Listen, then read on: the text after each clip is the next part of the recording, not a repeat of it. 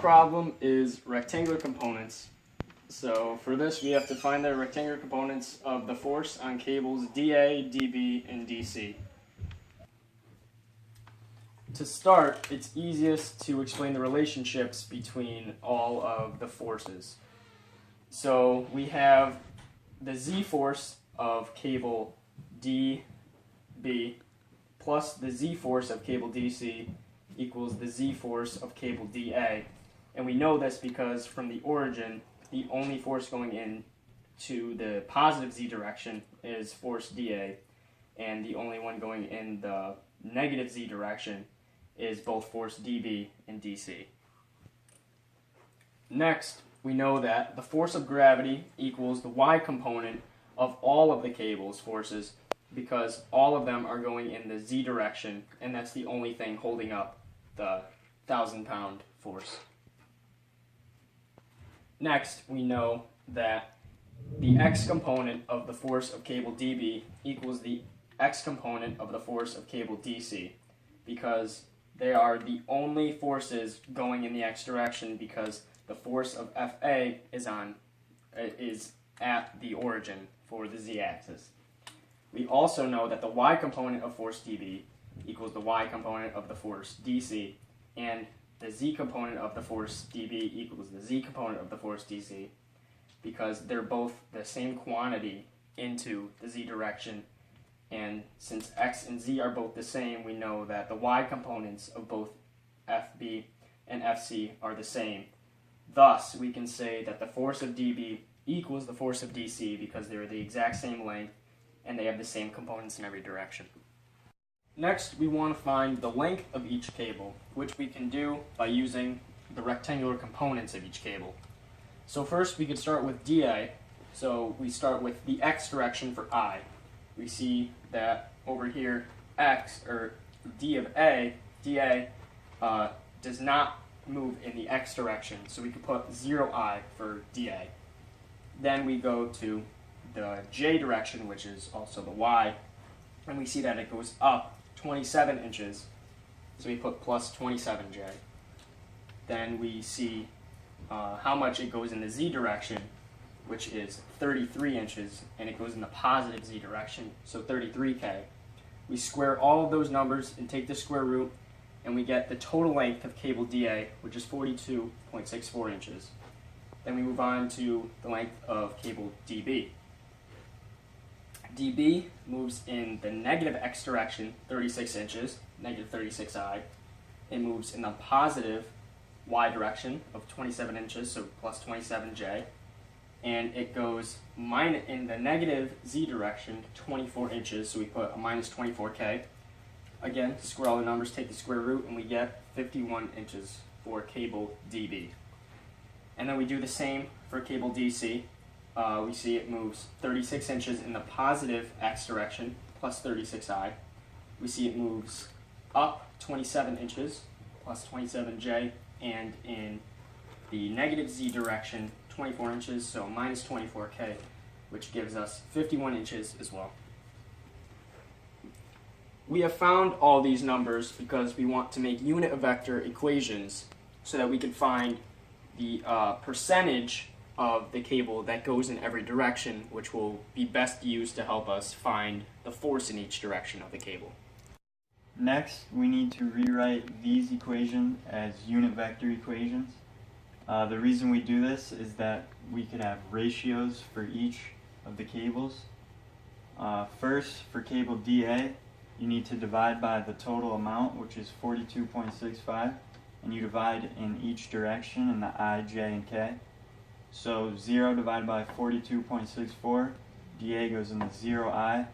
27J divided by 42.64 goes in the 0.633J direction, and then 33K divided by 42.64 goes in the 0.774K direction, and that is equal to 1 because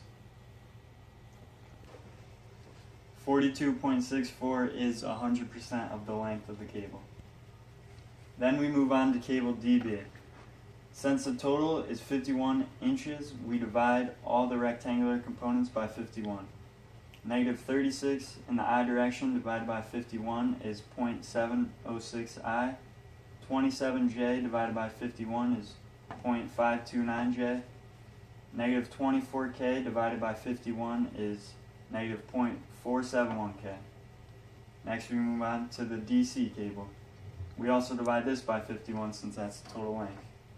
36I divided by 51 is 0.706 I. 27J divided by 51 is 0.529J. And then negative 24K divided by 51 is negative 0.471K. Vector equations are useful because we can use the percentage of each cable in each direction to help us find the force.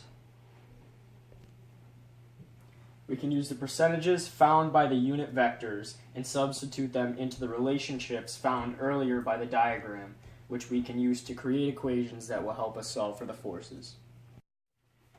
Alright, so now we're going to find the rectangular components of force for each of the cables.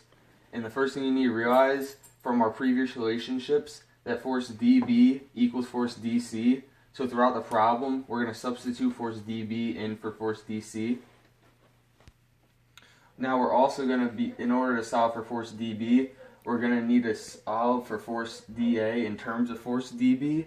So you can do that by taking our relationship that force dB in the z direction plus force dC in the z direction equals force dA in the z direction.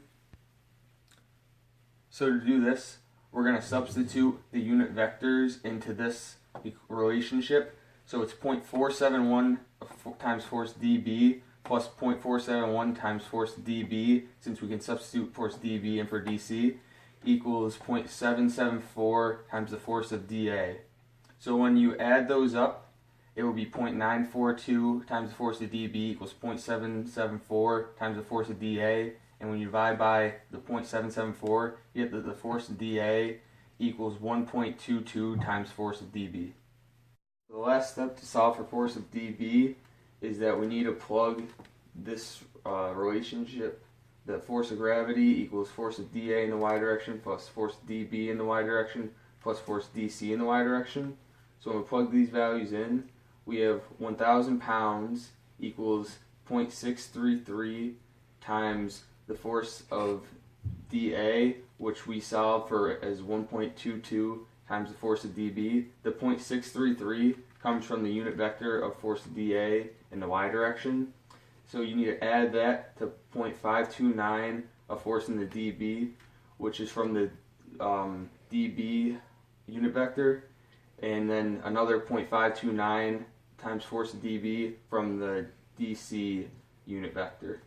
And once you add those up, you get 1,000 pounds equals 1.828 times the force of dB. So when you divide by 1.828, you get that force dB equals 547.05 pounds. And since force dB equals force DC also equals 547.05 pounds. So now to solve for the force of dA, we need to plug the force of dB into the equation we found earlier. The force of dA equals 1.22 times the force of dB. And when you do that, you get that the force of dA equals 667.4 pounds. So now to find the rectangular components of each cable for force, you must multiply the force of dA, dB, and dC by their respective unit vectors. So you need to multiply 667 0.4 pounds times 0I, 0.633J, and 0.774K, which gives you that the rectangular components for the force of dA equals 0I plus 422.46 pounds J plus 516.57 pounds K. And when you do it for force dB, you multiply the unit vector of force dB times 547.05 pounds. And when you do that, you get negative 386.22 pounds I plus 289.39 pounds J minus 257.66 pounds K. And you need to do the same thing to find the force of DC with its rectangular components, which comes out to 386.22 pounds I plus 289.39 pounds J minus 257.66 pounds K. To sum things up, in order to find the rectangular components of force, you need to start by finding the relationships from the diagram, and then you want to find the rectangular components of length of each cable. Then you want to find the unit vector equations of each cable. After that, you need to use a combination of the unit vectors and the relationships we found earlier to solve for the total forces of each cable. And once you do that, you can multiply the total forces of the cables by the unit vectors, and that will give you the rectangular components of force for each cable.